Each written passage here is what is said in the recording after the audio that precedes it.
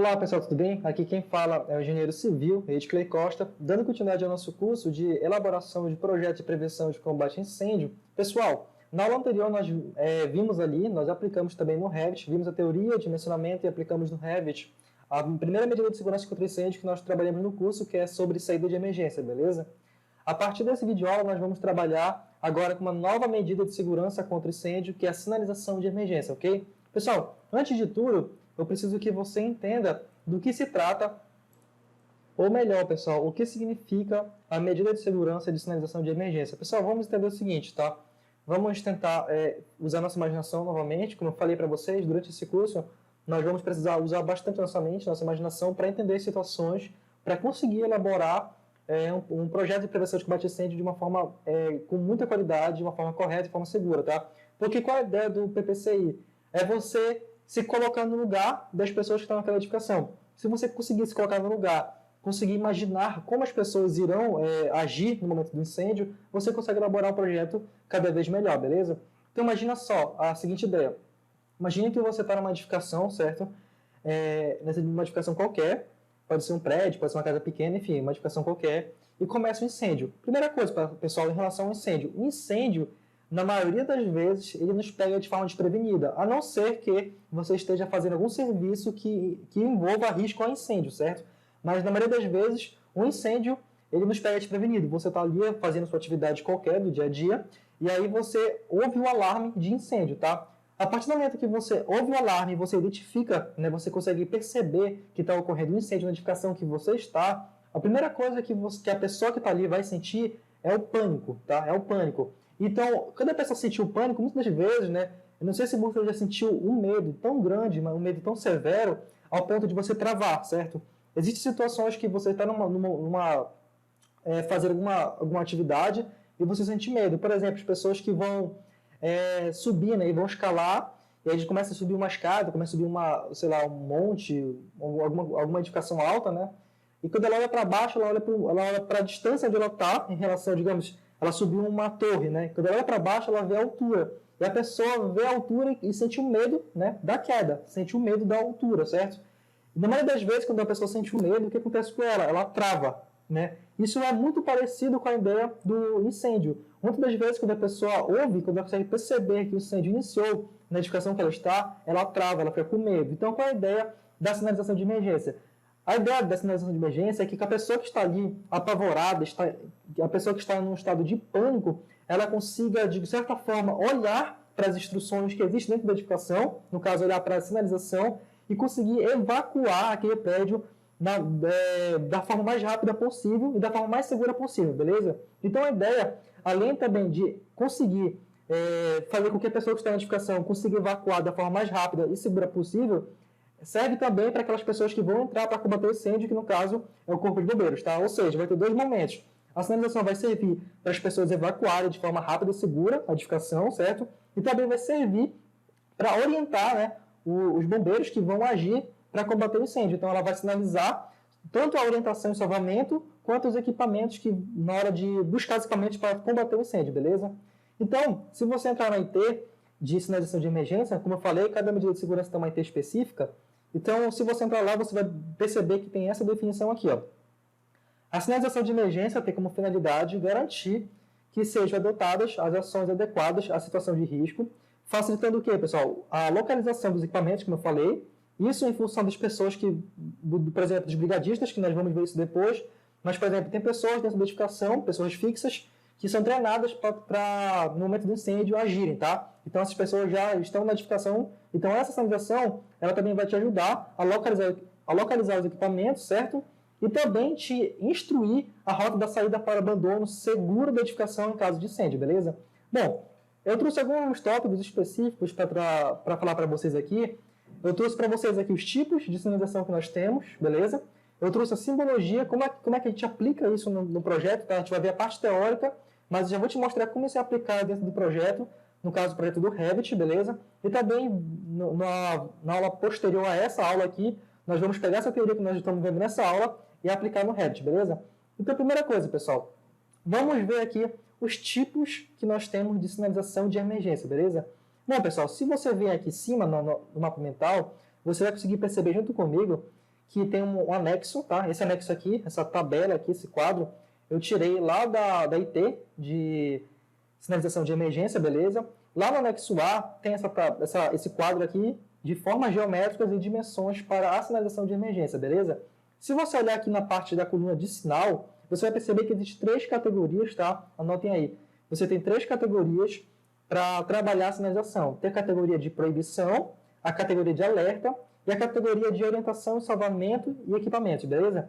E também perceba que aqui na coluna, de forma geométrica, para cada sinalização existe um formato geométrico a se trabalhar. Por exemplo, quando nós vamos trabalhar com a sinalização de proibição, a forma geométrica de todas elas é um círculo, né? Você pode perceber aqui que é um círculo, beleza? Quando nós vamos trabalhar com a sinalização de alerta, você vai perceber que é um triângulo, certo? Aqui um triângulo equilátero, tá? É um triângulo com os lados iguais. Quando você vai trabalhar com a orientação, salvamento e equipamentos, vai ter 2 tipos de forma geométrica. Ou pode ser um quadrado, de lados iguais, né? Por isso que é um quadrado. Ou pode ser um retângulo, onde a sua altura tem a altura e tem o comprimento, onde o seu comprimento é 2 vezes a altura, beleza? Além disso, essa tabela aqui, esse anexo, né? Ele vai mostrar para nós aqui a distância máxima de visibilidade, tá? Eu vou falar isso posteriormente para vocês, mas geralmente nós trabalhamos com o limite máximo de sinalização de uma para outra de no máximo 15 metros, beleza? Mas também existem situações onde você pode variar a distância de visibilidade de acordo com a situação, beleza? Então, por exemplo, essa tabela vai mostrar para nós aqui que para cada distância que você está, para cada distância do observador para a placa, existe um tamanho, né? Um tamanho aqui, uma cota em milímetros que você deve colocar na parede, beleza? Bom, por exemplo, existe distância de visibilidade do observador para a sinalização de 4, de 6, de 8, 10, 12, 16, 18, 20, 24, 28 e 30 metros, beleza? Ou seja, nós geralmente trabalhamos ali na faixa de 15 metros. Como não tem 15 metros aqui, nós vamos utilizar a de 14 metros, beleza? E qual é a ideia, pessoal? Perceba que se eu for utilizar de 14 metros, que é a distância máxima de visibilidade, eu vou precisar utilizar aqui, ó, por exemplo, proibição. Como ele é um círculo, então a forma de cota é por meio do diâmetro, beleza? A unidade que nós vamos utilizar, né, é o diâmetro. Então, para uma distância de visibilidade de 14 metros, eu vou precisar de um diâmetro de 353 milímetros, beleza? Então, o que eu fiz? Para me explicar isso para você de forma mais detalhada, eu separei aqui o que você precisa realmente aprender de cada sinalização, tá? Então, eu separei bem aqui. Primeiramente, vamos falar especificamente agora, tá, pessoal? Aqui foi um aparato geral da sinalização, de como funciona, tá? De quais categorias existem, beleza? Agora vamos tentar trabalhar de forma mais específica aqui, beleza? Bom, primeiramente, vamos falar sobre sinal de proibição, tá? Sinal de proibição, como nós vimos, a forma geométrica é um círculo, ou seja, se você vê um círculo em alguma edificação, em algum local, é porque aquilo se trata de um sinal de proibição, tá? O que nós precisamos saber em relação ao sinal de proibição? Ele deve ser instalado em local visível e a uma altura de 1,80 metros, né? 180 centímetros ou 1,8 metros, medida do piso acabado à base da sinalização, beleza? Preste bem atenção aqui, pessoal. Essa medida de 1,80 é padrão, tá? Você vai utilizá-la tanto para sinal de proibição, sinal de alerta, quanto para orientação, salvamento e equipamentos, beleza? Esse 1,80 aqui é medida do piso acabado lá, do piso pronto da sua edificação, até o fundo do sinal de proibição nesse caso aqui, tá? Por exemplo, se for medir, eu vou tentar ampliar um pouquinho mais para você conseguir observar aqui, ó.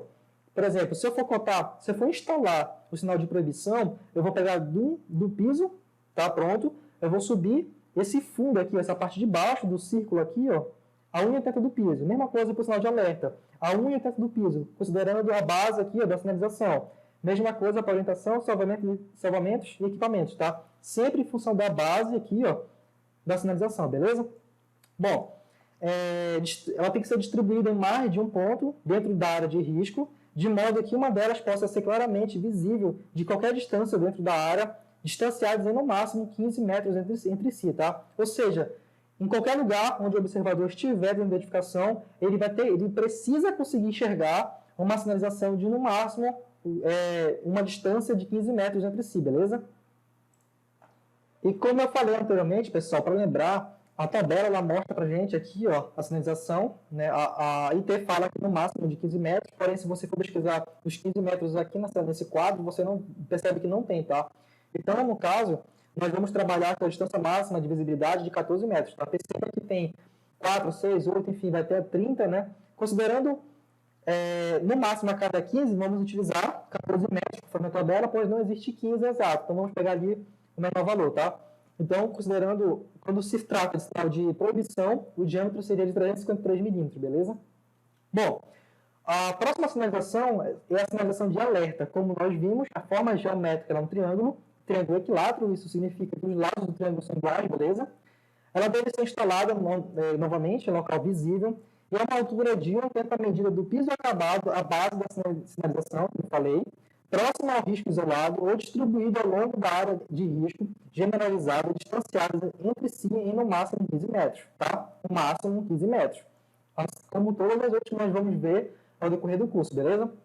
Então, novamente, vamos utilizar o valor da tabela aqui, ó, do quadro, de 14 metros, né? 14 metros significa que o nosso triângulo ele vai ter 476 milímetros cada lado, tá? Beleza?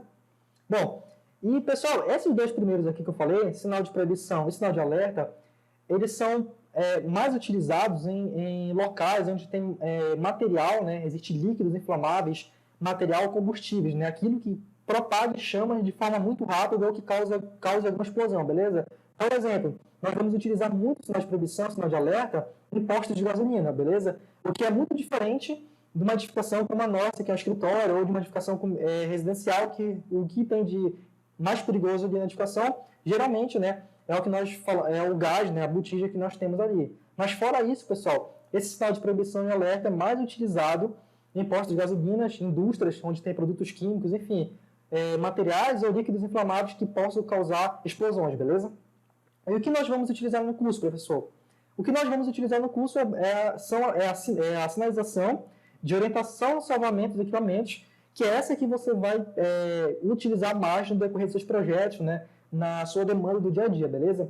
Pessoal, como nós vimos, a de cima, né, que nós falamos, temos ali o círculo para proibição, temos o triângulo para alerta, né? Agora, a forma geométrica desse aqui, ó, dessa sinalização de orientação, salvamento e equipamento, é um quadrado e retângulo. Pode ser quadrado e pode ser retângulo, beleza? Bom, relacionado à sinalização de orientação e salvamento, tá? Vamos esquecer primeiramente aqui os equipamentos, vamos focar, né, na sinalização de orientação e salvamento. Ela deve ser assinalada em todas as mudanças de direção. Como eu expliquei para você, nós vamos precisar inserir uma sinalização dessa no máximo a cada 15 metros, tá? Mas em situações, por exemplo, digamos que você tem um corredor, certo? Vou fazer com a minha mão aqui, você está conseguindo ver aí, beleza? Digamos que esse lado do corredor tem 5 metros, tá? E esse outro lado aqui tem 10 metros, né? Algumas pessoas vão querer colocar uma sinalização bem no início desse corredor, né? As pessoas e vão querer colocar outra sinalização após a curva no final do corredor, beleza? Só que não pode, pessoal. No caso de existir mudança de direção, certo? Como no caso de corredores, você vai precisar colocar uma sinalização em cada mudança de direção. Por exemplo, escadas. Escadas em formato de L, escada em formato de U, por exemplo. Em formato de L, a pessoa sobe e dobra, né? Na subida vai ter uma sinalização, na dobra vai ter outra sinalização, beleza? Escada em formato de U, vai ter subida, vai ter uma dobra e uma outra subida. Então, na primeira subida, você coloca uma sinalização. Na primeira dobra, você coloca uma sinalização e na última subida você coloca novamente a sinalização, beleza? Então, você tem que assinalar em todas as mudanças de direções, beleza? O que eu fiz, pessoal? Se você for entrar na IT de sinalização de emergência, vai ter muito conteúdo e muita informação.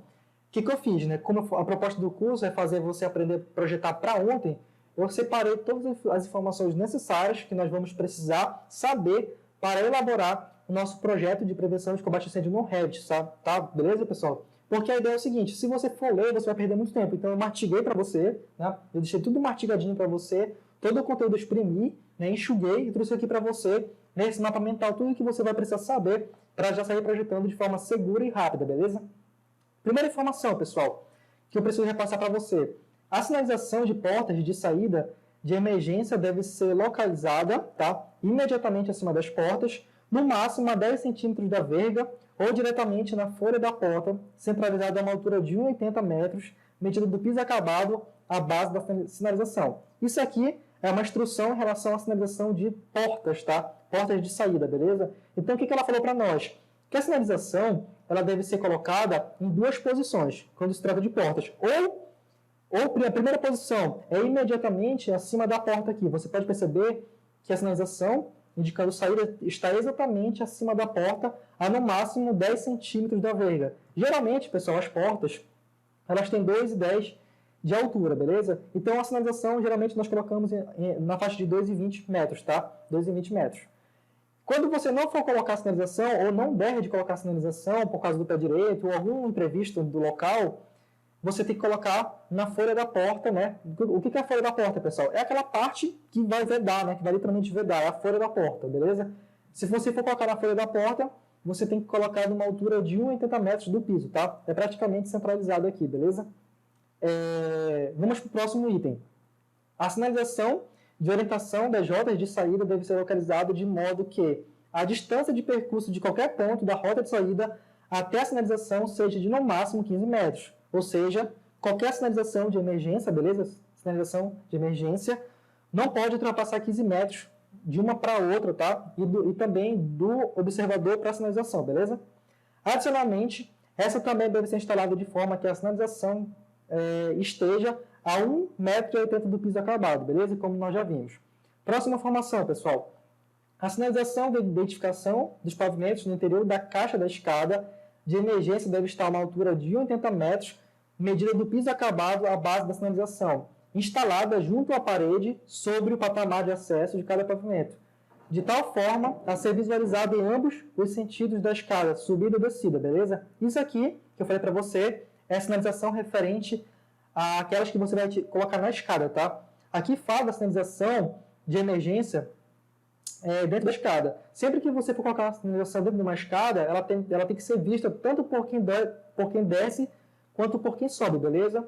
E ela tem que ser colocada a 1,80 metros do piso, pronto ali no caso do patamar, beleza? Porque o que acontece? Tem escadas que ela, por exemplo, escada 1, você vai subir, vai dobrar e vai subir de novo. Então, você vai ter que colocar esse 1,80 no patamar, né, na primeira dobra, ali, de forma que quem sobe ou quem desce consiga observar, consiga olhar, né, ver a sinalização de emergência, beleza?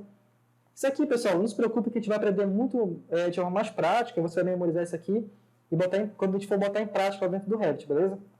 Bom, a mensagem escrita saída deve estar sempre grafada no idioma português. Caso exista a necessidade de utilização de outras línguas estrangeiras, deve ser aplicado textos adicionais. O que isso significa, pessoal? Vou traduzir novamente. Na maioria das vezes, né, você vai elaborar projetos para o Brasil, né? Para o nosso Brasil, para o país Brasil, beleza? E aqui no país do Brasil, a língua que nós utilizamos é a língua de português, beleza? Então, a maioria das pessoas só sabe falar português. É uma pessoa ou outra, ou uma situação ou outra que a pessoa que está ali naquela edificação fala uma língua estrangeira, tá? Mas o que esse ponto está nos repassando? Que se por acaso existir a necessidade de você colocar uma placa em língua estrangeira, o que você vai fazer? Digamos que você tem uma porta e em cima da porta está escrito saída, beleza? Você não vai poder tirar aquela palavra saída em cima da porta. Se por acaso existir a necessidade de colocar uma língua estrangeira, você vai manter saída em português e vai colocar uma outra placa ao lado da saída de português com a língua estrangeira que você queira, beleza? Então, no caso de línguas estrangeiras, né, sinalização de língua estrangeira, você vai manter a de português, e vai colocar a estrangeira do lado, beleza? Bom, e em escadas contínuas, além da identificação do pavimento de descarga no interior da caixa da escada de emergência, deve-se incluir uma sinalização de saída de emergência com seta indicativa da direção do fluxo através dos símbolos código S3 ou S4 na parede frontal, aos lances das escadas, e S5 acima da porta de saída, de forma a evidenciar o piso de descarga, tá? A abertura das portas em escadas não deve obstruir a visualização de qualquer sinalização, beleza? O que isso aqui quer dizer para nós, pessoal? Portas instaladas em rota de fuga, elas têm que abrir para fora, tá, pessoal? Digamos que você está correndo ali por um corredor, e no final do corredor tem uma porta. Essa porta tem que abrir para frente, você tem que empurrar a porta, tá? Na rota de fuga, as portas você não vai fugir e puxar a porta para você. Na rota de fuga, as portas têm que abrir para fora, você tem que empurrar a porta, tá? A porta abre no sentido do fluxo, beleza? Bom, As placas de sinalização de emergência, quando penduradas no teto, devem possuir seus tirantes metálicos, tá? Isso aqui é a última informação que nós vamos ver nesse vídeo aula, pessoal. Como está ficando longo, vou finalizar aqui. No próximo vídeo aula nós continuamos essa parte teórica e já botamos em prática ali a sinalização no Revit, beleza? Bom, quando houver a necessidade de você colocar a sinalização pendurada pelo teto aqui, você vai precisar utilizar tirantes, tá? Vão ser 2 tirantes metálicos, beleza? E outra coisa, essa sinalização aqui, ela tem que ser dupla face, ou seja, essa mesma visão que nós estamos vendo aqui, a pessoa que está vindo do corredor lá de trás também tem que ter, tá? Então, a mesma sinalização que você existe de um lado, né, você vai ter que colocar do outro lado, porque ela tem que suprir a necessidade das duas visões, beleza? Então, pessoal, nesse vídeo aula é isso, tá? Isso eu queria repassar para vocês. A distância máxima de visibilidade, como eu falei, é de no máximo 15 metros. Como a tabela não tem, nós vamos utilizar 14. Temos quadrado e temos o retângulo para utilizar. No quadrado, 313 milímetros cada lado. E no retângulo, 221 milímetros em função da altura. Como se trata de um retângulo, né, o comprimento, a altura é 221 milímetros e o comprimento sempre vai ser 2 vezes a altura. No caso, a altura é 221 milímetros e o comprimento é de 442 milímetros, beleza? Na próxima aula, pessoal, nós vamos dar continuidade ao nosso curso. Vamos ver aqui como funciona a simbologia que nós vamos utilizar no Revit e depois vamos colocar isso em prática lá dentro do Revit, beleza? Então, pessoal, nesse vídeo aula é isso. Muito obrigado e até a próxima. Valeu!